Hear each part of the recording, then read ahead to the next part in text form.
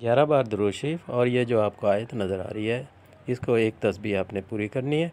फिर आखिर पे भी 11 बार दुरूद शरीफ। ये आप फजर के बाद पढ़ें और इशा के बाद पढ़ें, एक एक तस्बीह किया करें। और चलते फिरते उठते बैठते वज़ू बग़ैर वज़ू आपने ये अपने दिल में जारी करना है, इसको हर वक्त पढ़ते रहें। तो इंशाअल्लाह ताला आप देखेंगे घर का माहौल इतना खुशगवार हो जाएगा और सब घर वाले जितने भी आपके हक़ में हो जाएंगे, आपसे प्यार मोहब्बत करेंगे। ये बहुत प्यारा और बहुत ही ज़बरदस्त और बहुत ही पावरफुल ये वजीफ़ा है।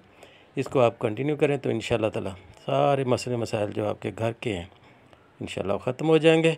अगर कोई आपसे नफ़रत करता है तो वो प्यार में बदल जाएगी, चाहे वो हस्बैंड हो, बीवी हो, घर के कोई भी फ़र्द हो, तो इंशाअल्लाह ताला आपके हक़ में आ जाएंगे। बहुत ज़बरदस्त है, बहुत प्यारा है। इसको आप कंटिन्यू कर लें, अल्लाह ताला करम फरमा देगा।